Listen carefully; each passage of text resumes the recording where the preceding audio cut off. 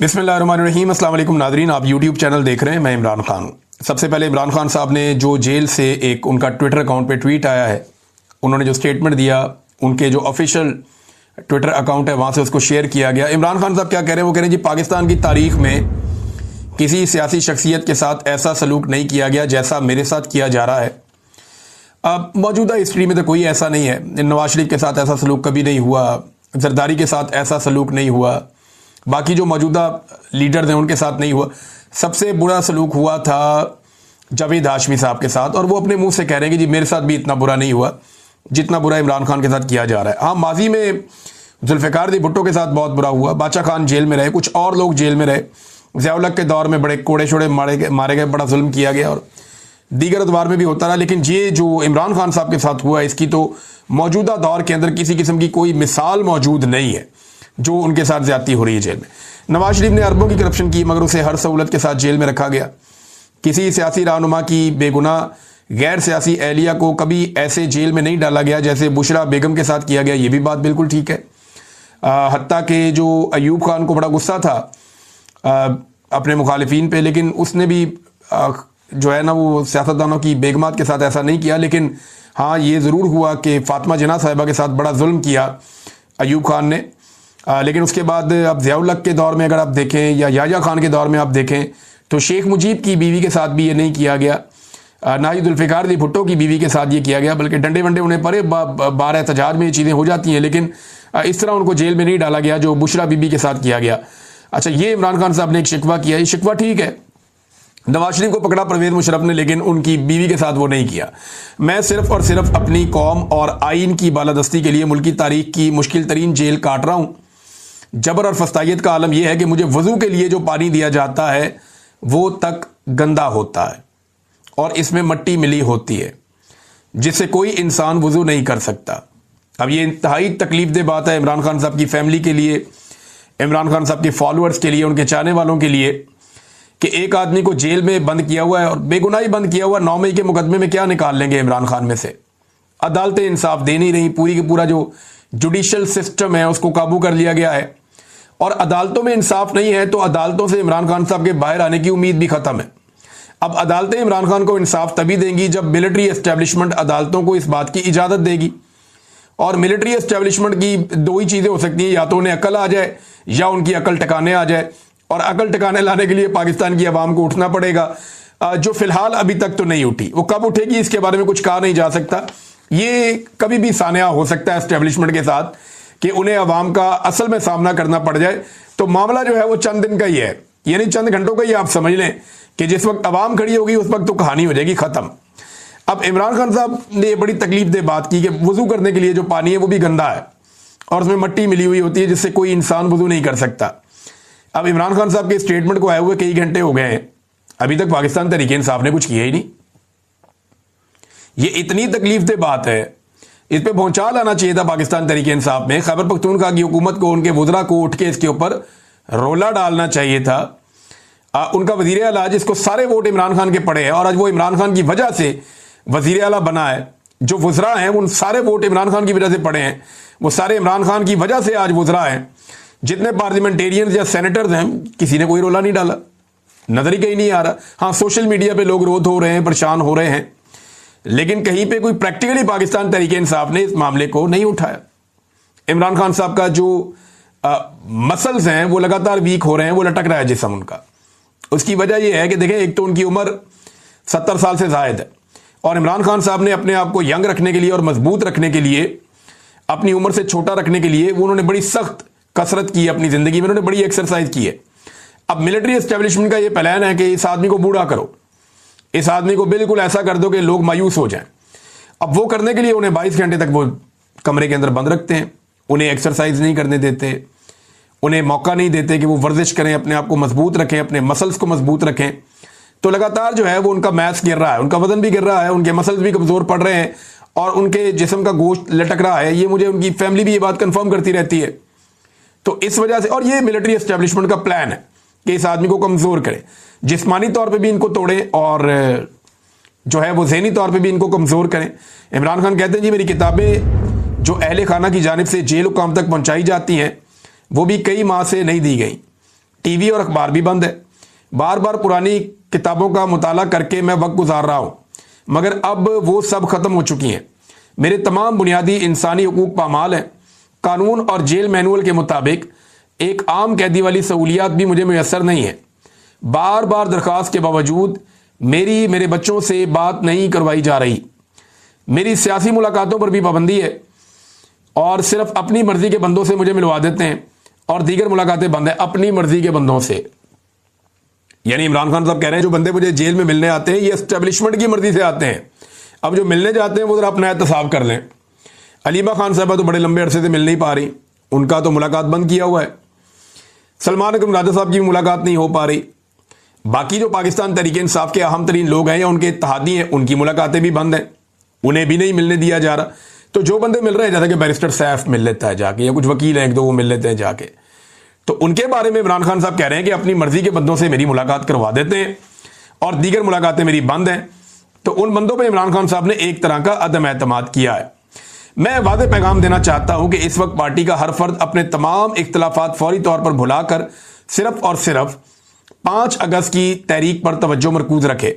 मुझे फिलहाल इस तहरीक का कोई मोमेंटम नजर नहीं आ रहा। ये बात ठीक है, तहरीक का मोमेंटम नहीं बना अभी। जैसे तहरीक का मोमेंटम अगस्त में बन गया था ना कि सितंबर अक्टूबर में जाके इमरान खान साहब बाहर निकालेंगे लोगों को, तो उस वक्त तक बड़ा जबरदस्त मोमेंटम बन रहा था। फिर जो नवंबर की तहरीक का मोमेंटम बना वो भी बड़ा तगड़ा और बड़ा अच्छा मोमेंटम था, लेकिन उसके बाद हमने देखा कि मोमेंटम बना ही नहीं अभी तक, वो वाली चीज अभी तक नहीं हुई। हाँ ये जरूर है कि पहले अवाम ज्यादा तगड़े थे और बहुत एक्टिव थे, बड़े खुलकर सामने आ रहे थे और लीडरशिप हल्की पड़ी हुई थी। आजकल लीडरशिप जोर लगा रही है लेकिन अवाम के अंदर वो दिलचस्पी पहले जैसी नहीं है, ये माननी पड़ेगी। हो सकता है आने वाले दिनों में हो जाए, जब होगा तो हम आपको बता देंगे। वो खैबर पख्तूनख्वा जहां इमरान खान साहब का सिर्फ झंडा खड़ा करते थे ना तो लोग भर देते थे जलसा गाह को, वहां पे जो माजी में अब जलसे वलसे हो रहे हैं उनमें वो लोगों की दिलचस्पी उस तरह नजर नहीं आ रही।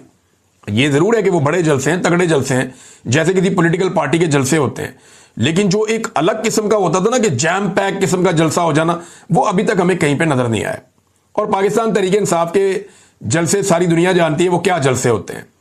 हमने आखिरी मरतबा लोगों को इस्लामाबाद की तरफ जाते हुए देखा था उस बड़ी तादाद में, उस अंदाज में जैसे पाकिस्तान तहरीक इंसाफ चलती है, लेकिन अब उसके बाद से लेकर अब तक लीडरशिप से एक मायूसी है अवाम को और उसकी वजह से मोमेंटम नहीं बन रहा, और इमरान खान साहब ने उसी का जिक्र किया है।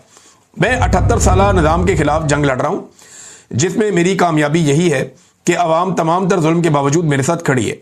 8 फरवरी को अवाम ने बगैर निशान के जिस तरह तहरीक इंसाफ पर एतमाद करके आप लोगों को वोट दिए, इसके बाद सबका फर्ज बनता है कि अवाम की आवाज बने।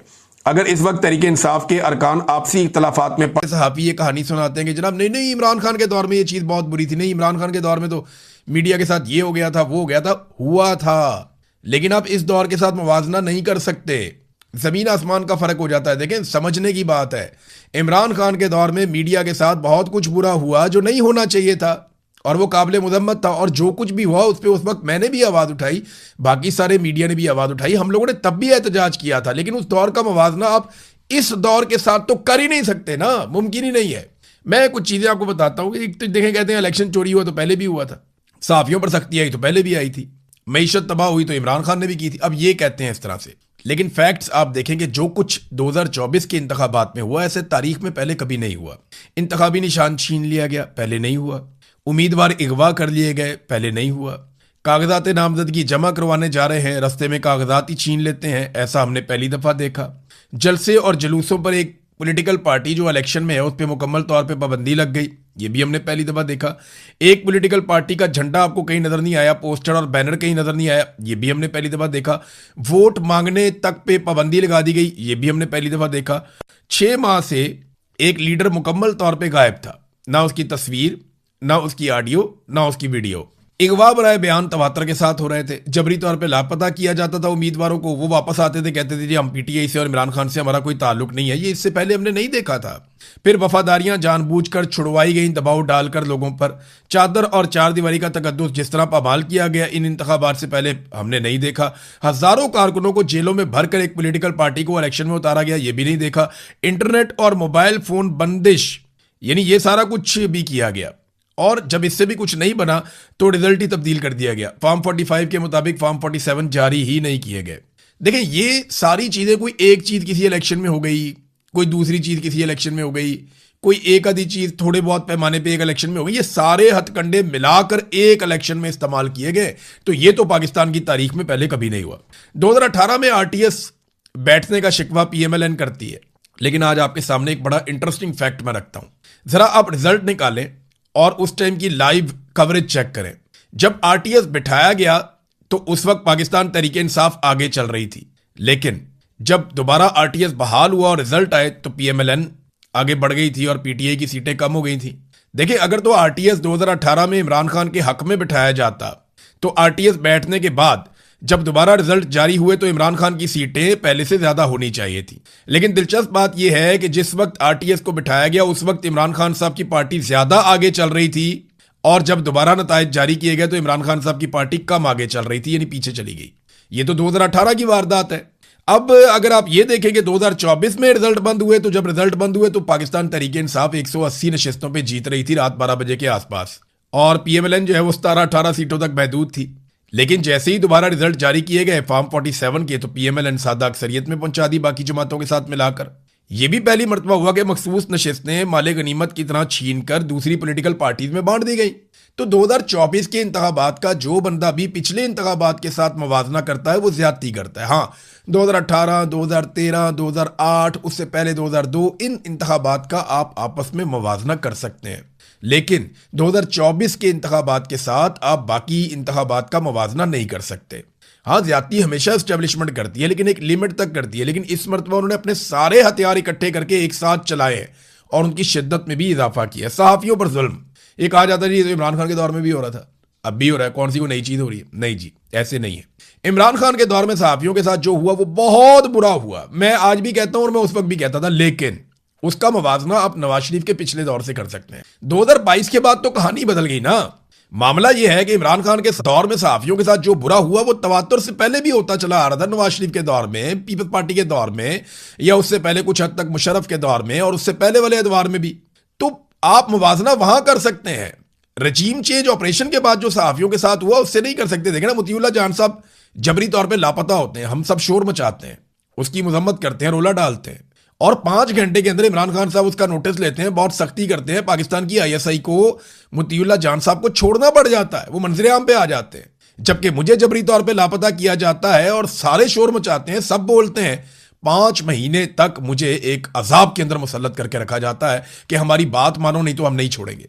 कितना फर्क है, कहां 5 घंटे और कहां 5 महीने।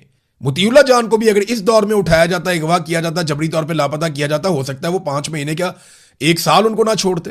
तो ये जो जुल्म और ज्यादती की दास्तानें अब लिखी गई हैं, ये माजी में नहीं थी। अरशद शरीफ की शहादत वाला जो मामला इतना बड़ा, ये पहले नहीं हुआ कभी। सहाफियों के ऊपर इस बड़े पैमाने पर मुकदमा दर्ज नहीं हुए। आज 1 दर्जन से ज्यादा सहाफी पाकिस्तान से बाहर बैठे हुए हैं।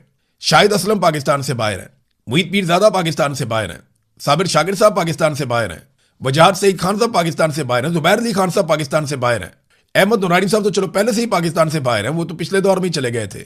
और भी सहाफी हैं जो पाकिस्तान छोड़ छोड़कर चले गए हैं। ये जो इंसानी हकूक की पामालियां हो रही है, इनका भी कहा जाता है जी इमरान खान के दौर। ओ भाई, हर दौर में इंसानी हकूक की पामालियां हुई हैं। इस दौर में नए रिकॉर्ड बने हैं, ये मानो। ये जो है ना, एक जैसा करके ना, तो ये तासुर देते हैं कि जनाब ये कोई नई चीज नहीं हो रही। क्यों नहीं हो रही नई चीज? जो मारक बलोच के साथ अब हो रहा है, देखिए खवातीन के साथ तो नहीं होता था ना, कम से कम। हाँ, ये पहले जुल्म होता था, जबर होता था, अली वजीर के साथ हुआ, बहुत सारे और लोगों के साथ हुआ, लेकिन ये मामला मर्दों तक महदूद रहते थे। लेकिन अब तो खवातीन को जैसे टारगेट किया गया, जिस तरीके से खवातीन को जेलों में भर दिया गया, वजीर आजम साबिक है, उसकी अहलिया को उठा के जेल के अंदर डाल दिया, इद्दत जैसा घटिया केस बना दिया। यास्मीन राशिद हो गई, सनम जावेद हो गई, आलिया हमजा हो गई, फलक जावेद हो गई, भुट्टा साहिबा हो गई, उसके अलावा यहाँ पे तैयबा राजा साहिबा हो गई, और बेशुमार। अभी खास तौर पे मैं जिक्र करूंगा कि जो किया जा रहा है ईमान मजारी और उनके शौहर के साथ, हद नहीं है वैसे। वो हामला खातून और इंसानी हकूक के लिए आवाज उठाती, उसको उठा के भी जेल में भरा। ये जुल्म जो अब हो रहा है, मारक बलोच उनके साथ और खवातीन भी गिरफ्तार हैं, ये इससे पहले नहीं हुआ। पहले होता था जुल्म, लेकिन उसका मुवाजना पिछले एतवार के साथ कर सकते थे। जबरी गुमशुदगियां जिस तरीके से अब हथियार बना ली गई हैं कि वुकला को भी, सहाफियों को भी, शायरों को भी, हर एक को जबरी तौर पर लापता कर देते हैं, ये तो माजी में नहीं होता था। तो मिलिट्री एस्टेब्लिशमेंट ने जो गेयर अब लगाया है वो इससे पहले कभी नहीं लगाया था। तो 2024 का आप उसके साथ मुवाजना कर नहीं सकते। अब नॉर्मलाइज करने के लिए ये कहते हैं जनाब मईशत तो इमरान खान के दौर में भी खराब थी, सारे अदादोशुमार आप उठा लें, खासतौर पे जो हुकूमत के अपने अदादोशुमार हैं उनको आप देखें तो गुर्बत और बेरोजगारी के रिकॉर्ड टूट गए हैं, महंगाई के रिकॉर्ड भी इसी दौरे हुकूमत में टूट गए हैं, कर्जे लेने की रफ्तार के रिकॉर्ड भी इस दौरे हुकूमत में टूट गए हैं, शायद आइंदा कोई और ना तोड़ पाए। कम तरीन सरमायाकारी का भी 50 साल रिकॉर्ड टूट गया है। ब्रेन ड्रेन पाकिस्तान में हो रहा है, लोग पाकिस्तान छोड़कर जा रहे हैं, यहां पे भी सारे रिकॉर्ड टूट गए हैं। हालांकि एयरपोर्टों में सख्त निगरानी है, फिर भी लोग पाकिस्तान छोड़ छोड़ के बाहर जा रहे हैं। पाकिस्तान से पैसा बाहर जा रहा है। वजीर दाखिला ने खुद बताया कि $100 अरब 3 साल के अंदर मनी लॉन्डर हो गए पाकिस्तान से। ये सब हम देख रहे हैं ना, बिजली की कीमतें हों या पेट्रोल की कीमतें हों, जितने का इमरान खान पेट्रोल बेचता था उतनी तो ये सिर्फ अब लेवी ले रहे हैं, और लेवी में इन्होंने इतना पैसा ले लिया जितना इनको आईएमएफ ने नहीं दिया। तब आईएमएफ की शरायत आती थी कि जनाब आपने हमारे टारगेट पूरे करने हैं। हमेशा होता था नवाज शरीफ के दौर में, इमरान खान के दौर में, उससे पहले पीपल्स पार्टी के दौर में, मुशर्रफ के दौर में आईएमएफ टारगेट्स अपने देता था, ये आपने पूरे करने हैं। उनकी कुछ शरायत आती थी, आपको पूरी करनी पड़ती थी। लेकिन अब क्या हो रहा है, अब नाजरीन आपका बजट ही आईएमएफ बना रहा है। आपको अप्रूवल हर चीज की उनसे लेनी पड़ती है। वो आते हैं आपके जजों को मिलते हैं, वो आते हैं आपकी ब्यूरोक्रेसी को मिलते हैं, वो आते हैं आपके सिस्टम के अंदर जिस चीज पे चाहते हैं वो मुलाकातें करते हैं, और उसके बाद वो बताते हैं कि आपने बजट क्या बनाना है और क्या नहीं बनाना। तो आईएमएफ का मॉडल तो तरक्की वाला है ही नहीं, वो तो मॉडल है लोगों को दबाने वाला, लोगों से टैक्स निकलवाने वाला, और वो फिर आप निकालेंगे क्योंकि वो बैंकिंग का एक पूरा सिस्टम है। वो मईशत को आपकी सपोर्ट नहीं कर सकता, वो आपको खुद करनी थी। दहशतगर्दी का, अच्छा एक और चीज, मल्टीनेशनल कंपनियां पाकिस्तान कितनी छोड़ के चलेगी। फॉरेन इन्वेस्टर्स जो कंपनियां थी वो तकरीबन 90 कंपनियां, कैसर बंगाली साहब ने अभी एक फैक्ट सामने रखा कि वो भी छोड़कर चले गए। बड़ी बड़ी मल्टीनेशनल कंपनियां जो पाकिस्तान के अंदर काम करती थी, आप बड़े फखर से बताते थे, वो पाकिस्तान छोड़कर चली गई। बहुत सारे लोग बेरोजगार हो गए। ये इस दौर में हुआ, इसका मुकाबला नहीं आप किसी के साथ कर सकते। इमरान खान के दौर में कोरोना भी आ गया, बदतरीन हालतें हो गई, लेकिन आप उसका मुवाजना करना चाहते हैं तो मुशर्रफ के दौर से कर लें। इकोनॉमी में पीपल्स पार्टी या पीएमएलएन का जो दौर था 2013 से 18, उससे कर लें। ये जो अब तबाही है ये कंपेरेबल ही नहीं है, इसका मुकाबला उसके साथ कर ही नहीं सकते। दहशतगर्दी की शिद्दत में जो इजाफा हुआ है, ये पाकिस्तान में एक रिकॉर्ड टूट गया। परवेज मुशर्रफ जिस लेवल पे दहशतगर्दी को छोड़कर गया था, और उसके बाद जो एक वेव आई थी चंद साल के लिए, ये पाकिस्तान वहां पहुंच गया वापस। जितने खौफनाक दहशतगर्दी के वाकयात हुए, अब तमाम आदादोशुमार उठाकर देख लें, और पाकिस्तान की इंटेलिजेंस एजेंसियों को जितना फेलियर हुआ इस मरतबा, इससे पहले कभी नहीं हुआ। क्योंकि मुशर्रफ ने सारी एजेंसियों को सियासत में लगा दिया था, वो बर्बाद हो गई थी और पाकिस्तान में दहशतगर्दी फैल गई। अब इसी तरह जनरल बाजवा ने और जनरल आसिम मुनीर के दौर में एजेंसियां लग गई सियासी कामों पे, और पाकिस्तान में दहशतगर्दी दोबारा फैल गई। ये उसी तरफ हम वापस पहुंच गए।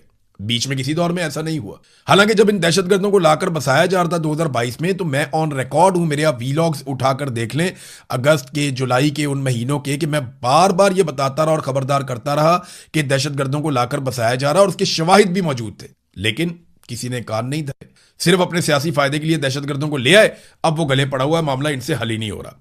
फिर यह भी कहा जाता है कि इमरान खान उसी तरह इक्तदार का भूखा है जैसे नवाज शरीफ और जरदारी और बाकी लोग। देखें, इमरान खान ने उनसे बहुत सख्त जेल काटी है, ये आपको मानना पड़ेगा। जालमो, ये तो मानो वो 3.5 साल से ये तकलीफ बर्दाश्त कर रहा है, 3 साल से वो जेल में है। उसे जिस तरह की जेल में रखा गया है, नवाज शरीफ और जरदारी ने कभी ऐसी जेल सोची भी नहीं। बदतरीन जेल काटकर वो साबित कर रहा है उसकी लड़ाई सिर्फ इक्तदार के लिए नहीं है। अगर इक्तदार के लिए लड़ाई होती तो वो कभी अपनी असम्बलियां ना तोड़ता, वो अपनी 2 हुकूमतें अपने हाथ से ना गिराता। अगर ये इक्तदार के लिए लड़ाई होती तो इमरान खान को बार बार मौका और ऑफर मिलती रही, बल्कि हुकूमत खुद ये कहती रही कि इमरान खान बात ही नहीं मान रहा, या इमरान खान लचक नहीं दिखा रहा, या इमरान खान किसी सौदेबाजी के लिए तैयार नहीं है। एक इल्जाम लगाया जाता है कि इमरान खान ने गलत बंदे लगा दिए थे, इसमें बुजदार की मिसाल दी जाती है और लोगों की मिसाल दी जाती है। तो मेरा सादी सी मेरी बात यह है कि इमरान खान के बारे में कहा गया उसने गलत बंदे लगाए, उन बंदों ने करप्शन की, तो उसमें से कितने बंदे पकड़े हैं अभी तक? बुजदार पे इल्जाम थे ना, किधर है बुजदार? वो तो बाहर फिर रहा है। खालिद जमीर गुज्जर पे इल्जाम थे, किधर है वो? बाहर फिर रहा है। फिर टीके के ऊपर इल्जाम आते ताहिर खुर्शीद पे, ब्यूरोक्रेट पे, वो किधर है? वो तो गिरफ्तार नहीं है। जितने बाकी लोग जिन पे इल्जाम लगे इमरान खान के दौर में, वो तो सारे बाहर है। जहांगीर तरीन किधर है? वो तो बाहर है। अलीम खान किधर है? वो तो इक्तदार में है। तो भाई जिन जिन लोगों के ऊपर इल्जाम लगाए गए वो सारे लोग इस सिस्टम का हिस्सा बन गए, और इमरान खान को अकेले को उठा के उसकी बीवी को जेल में डाल दिया जिनके ऊपर कोई इल्जाम नहीं लगाया गया था। तो नाज़रीन, ये मंजन आपको बेचा जाएगा कि जनाब नॉर्मलाइज किया जाएगा, और ये हमेशा करते हैं कि जनाब ये कोई नई चीज़ नहीं है, हर दौर में होती रहती है। इमरान खान के दौर में देखें, इमरान खान को फरिश्ता नहीं है, उसके दौर में बहुत सारी गलत चीज़ें हुई और हमने उन चीज़ों को उस वक्त पॉइंट आउट किया। जितनी हमारी कैपेसिटी होती है, जितनी हमें खबरें मिलती हैं, हम करते हैं। कुछ स्कैंडल्स मैं लेकर आया, कुछ और कोई सहाफ़ी लेकर आए, कुछ सहाफ़ियों ने बड़े ज़बरदस्त तरीके से बहुत बड़े बड़े स्कैंडल्स भी बेनकाब किए। तो वो दौर भी ऐसा नहीं था कि फरिश्तों का दौर हो, लेकिन उस दौर का मुवाजना पिछले दौर के साथ करें। ये जो दौर है ना, ये दौर तो फितने का और खौफनाक दौर आ गया पाकिस्तान में। जो तबाही पाकिस्तान में 2022 के बाद हुई, ये तो बदतरीन मुखालिफिन इमरान खान के कहते हैं कि ऐसा जुल्म हमने इससे पहले कभी नहीं देखा। तो इन दोनों चीजों का मुवाजना करने वाला आदमी मुनाफकत करता है, इन दोनों चीजों का मुवाजना करने वाला आदमी ज्यादती करता है। ये बात है कि पाकिस्तान में हमेशा से मीडिया के लिए हालात बुरे थे, इमरान खान के दौर में भी बुरे थे। वो दूध और शहद की नहरें तो नहीं बह रही थी, लेकिन फिर भी आज के दौर से मुवाजना करने वाले ज्यादती करते हैं। वो इसलिए करते हैं ताकि चीजों को नॉर्मलाइज किया जाए और मिलिट्री एस्टेब्लिशमेंट इस वक्त जो पाकिस्तान में जुल्म कर रही है उसको एक जवाब फराहम किया जाए। नाजरीन, डोनाल्ड ट्रंप ने मुसलमान मुल्कों को वार्निंग दी है और उन्होंने कहा जी अब्राहम अकॉर्ड पे आप नहीं आएंगे तो फिर मुआहदा भी नहीं होगा। यानी इस तरह का इसका मतलब, सादा मतलब ये है कि आपको इब्राहिम अकॉर्ड तस्लीम करना पड़ेगा। मैं ये क्योंकि हसास खबर है तो ये खबर मैं आपको पढ़ के सुना देता हूँ एक NBC न्यूज़ से। और ख़बर यह है, डोनाल्ड ट्रंप ने पीर के रोज़ ये कहा कि ईरान के साथ किसी भी मुआहदे में कई इजाफी ममालिक बशमूल सऊदी अरब और तुर्की को इब्राहिम अकॉर्ड में शामिल होने की ज़रूरत होनी चाहिए। यानी वो ये कह रहे हैं कि अगर ये मुआहदा होगा तो इसके साथ ये वाला मुआहदा भी करें आप। और ये अमरीकी सालसी वाले मुआहदे ये अमेरिका ने 2020 में डोनाल्ड ट्रंप ने शुरू करवाए थे, वो कहते हैं जी वो भी करो साथ में। एक सोशल मीडिया पोस्ट में डोनाल्ड ट्रंप ने कहा कि मुज़ाकरात अच्छी तरह आगे बढ़ रहे हैं, लेकिन किसी भी मुमकिन मुआहदे को 2020 में पहले से दस्तखत शुदा मुआहदों में बढ़ती हुई शिरकत से मशरूत किया है। कि जो अब्राहम अकॉर्ड का मुआहदा है उसमें कुछ लोगों ने पहले से दस्तखत किए हुए हैं, उसमें मजीद लोग शिरकत करें तो फिर हम ईरान के साथ एक मुआहदा कर लेते हैं। यानी अब वो इसराइल को तस्लीम करने के मामले के ऊपर शर्त लगा रहा है डोनाल्ड ट्रंप के हम ईरान के साथ मुआहदा कर लेते हैं, अमन आ जाएगा, लेकिन आप इसराइल को तस्लीम करें। दबाव ज्यादा किन मुल्कों के ऊपर डाल रहा है, उन्होंने सऊदी अरब और कतर की तरफ इशारा किया कि वो ममालिक हैं जिन्हें फौरन दस्तखत करने चाहिए। यानी सऊदी अरब और कतर से तो बड़ा सख्त डिमांड डोनाल्ड ट्रंप ने किया कि आप फौरन अब्राहम अकॉर्ड के ऊपर दस्तखत करें। इसके बाद पाकिस्तान, तुर्की, मिस्र और उर्दन, बहरीन और मुत्तहिदा अरब अमारात के उन्होंने नाम लिए, जबकि इनमें से मिस्र, उर्दन, बहरीन और UAE ये पहले ही जो तस्लीम करते हैं, हम सब जानते हैं कि वो पहले से ही 2020 में इस मुआहदे में शामिल हो चुके हैं। बल्कि इसके अंदर कुछ और ममालिक भी शामिल हो गए थे, जिनमें सूडान भी है, जिसके अंदर कजाकिस्तान भी है, जिसके अंदर एक मुल्क जो है वो मराकश भी है। तो ये कुछ ममालिक पहले शामिल हो गए थे। तो डोनाल्ड ट्रंप ने अब ये कहना शुरू कर दिया, सऊदी अरब का तो मुझे बहुत मुश्किल लगता है, पाकिस्तान का भी मुश्किल लगता है। पाकिस्तान का इन्हिसार इस बात पे है कि अगर सऊदी अरब अब्राहम अकॉर्ड का हिस्सा बन जाता है तो फिर पाकिस्तानी हुक्मरान जो हैं और एस्टेब्लिशमेंट इस डिबेट को छेड़ेगी कि जनाब क्योंकि सऊदी अरब ने कर लिया तो जब अरबों को एतराज़ नहीं है तो हमें क्या एतराज़ है, हम तो अपने भाइयों के साथ खड़े हैं। तो ये फ़लस्तीन की बेहतरी के लिए, एक नए मुस्तकबिल की तलाश के लिए और फ़लस्तीनी रियासत के क़याम के लिए हम इसका हिस्सा बन रहे हैं। लेकिन देखें, जब आज से 6 साल पहले बाकी ममालिक ने इस पर दस्तखत किए तब उन्होंने भी यही कहा था कि फ़लस्तीनी रियासत का क़याम अमल में आएगा। लेकिन उसके बाद फ़लस्तीनियों का इतना बड़ा कत्लेआम हुआ कि लगभग 1 लाख फ़लस्तीनी शहीद कर दिए गए। तो इस बात की तो कोई गारंटी नहीं है कि फ़लस्तीनी रियासत का क़याम अमल में आएगा। लेकिन अगर इस अब्राहम अकॉर्ड के ऊपर दस्तखत हो गए तो फिर उसके बाद इसराइल की जो पोजीशन है वो काफ़ी मजबूत हो जाएगी। और डोनाल्ड ट्रंप ये चाहते भी हैं क्योंकि उनके इसराइल के साथ शानदार ताल्लुकात हैं। इसराइल को कभी भी ऐसा ज़बरदस्त सदर वाइट हाउस में शायद मैसर ना आया हो, और हो सकता है आइंदा भी ना आए, जैसा डोनाल्ड ट्रंप ने उनके लिए खिदमत सर अंजाम दी हैं। और डोनाल्ड ट्रंप ये चाहते हैं कि इसराइल ज़्यादा मजबूत हो, ज़्यादा महफूज हो और उसको ज़्यादा लोग तस्लीम करें। अब तक के लिए इतने, अपना ख्याल रखिएगा, अपने चैनल का भी। अल्लाह हाफ़िज़।